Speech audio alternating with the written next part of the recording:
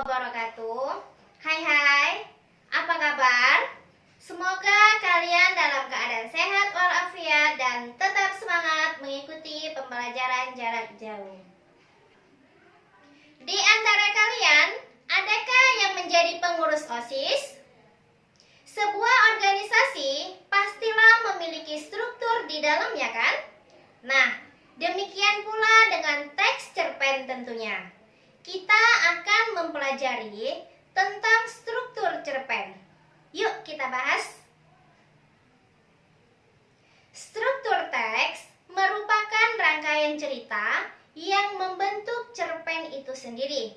Dengan demikian, struktur cerpen dapat berupa jalan cerita yang terbentuk oleh hubungan sebab akibat ataupun secara kronologis. Jalan cerita terbagi atas 6 bagian. Apa sajakah ke-6 bagian itu dan bagaimana penjelasannya?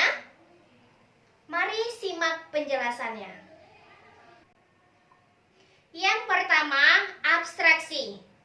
Abstraksi adalah ringkasan atau inti cerita yang dikembangkan menjadi rangkaian peristiwa atau berupa gambaran awal cerita.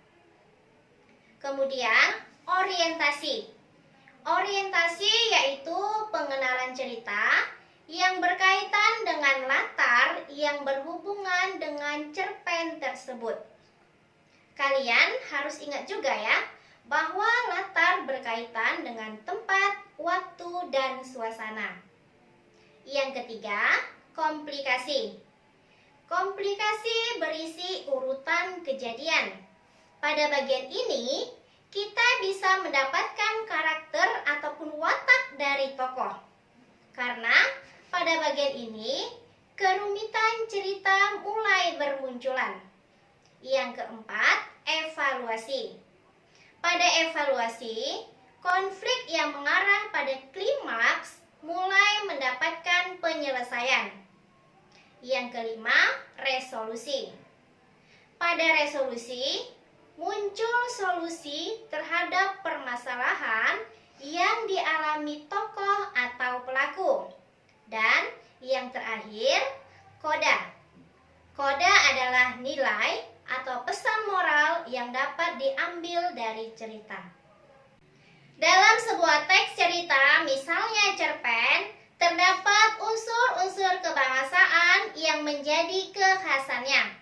Salah satu di antaranya adalah penggunaan kalimat yang menyatakan peristiwa pada masa lampau. Lampau adalah penanda yang menerangkan suatu kejadian atau peristiwa yang telah terjadi dan selesai dilakukan pada waktu yang telah berlalu. Hal ini tentu saja memiliki perbedaan yang kontras dengan penanda untuk menyatakan masa kini atau masa yang akan datang. Kata bermakna lampau dapat kita kenali berkat penggunaan kata-kata yang merujuk pada masa lalu. Nah, seperti apakah penggunaan kata-kata tersebut? Dalam cerpen, unsur atau kaidah kebahasaan yang menggunakan kalimat bermakna lampau yang ditandai oleh fungsi-fungsi keterangan bermakna lampau. Misalnya, beberapa hari yang lalu, telah terjadi, dan ketika itu, saat itu, dan sebagainya. Untuk lebih memahami, coba kalian perhatikan contoh berikut ini. Pada contoh tersebut, menggunakan kata mulai saat itu, yang menjadi penanda bahwa peristiwa tersebut sudah berlalu di masa lampau. Yang kedua, kata kerja yang menggambarkan suatu peristiwa. Kata kerja merupakan jenis kata yang menyatakan makna pekerjaan, perbuatan, tindakan, proses, atau keadaan. Sebagai unsur yang digunakan dalam cerpen, Kata kerja digunakan untuk menggambarkan suatu peristiwa di dalam cerita. Banyak jenis kata kerja yang digunakan dalam cerpen. Berdasarkan bentuknya, kata kerja dibedakan menjadi dua jenis. Yang pertama, kata kerja dasar. Kata kerja yang masih memiliki bentuk asli dan belum memiliki imbuhan apapun.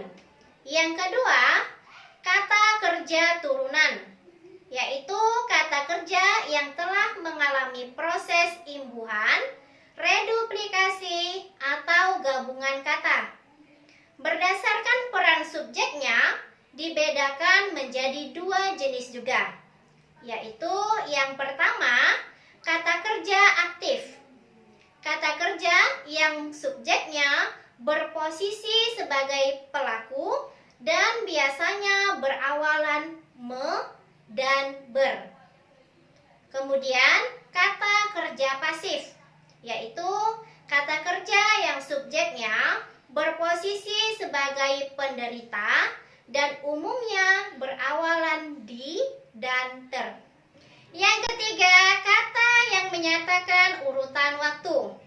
Dalam penyajian urutan yang berdimensi waktu, informasi disajikan secara kronologis, mulai dari yang paling awal hingga yang paling akhir. Namun, dapat pula menggunakan metode kilas balik atau flashback yang dilakukan mulai dari cerita atau kejadian yang paling akhir menuju kejadian paling awal.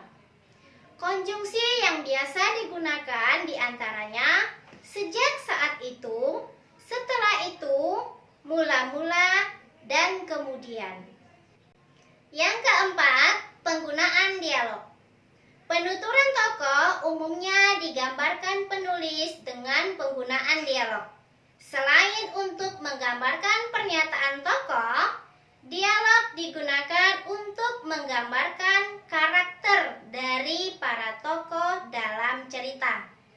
Dialog juga merupakan salah satu teknik bercerita. Unsur selanjutnya, kata kerja yang menyatakan kalimat tidak langsung. Secara sederhana, kalimat langsung merupakan kalimat hasil kutipan dari seseorang persis seperti yang dikatakan. Sedangkan kalimat tidak langsung mengutarakan kembali isi perkataan seseorang tanpa mengulangi perkataan yang diucapkan sebelumnya. Yang terakhir, majas atau gaya bahasa. Majas yang biasa digunakan dalam cerpen adalah majas perbandingan, majas penegasan, majas pertentangan, dan majas sindiran. Demikian materi kali ini. Semoga kalian dapat memahaminya dengan baik. Sampai bertemu pada video selanjutnya. Wassalamualaikum warahmatullahi wabarakatuh.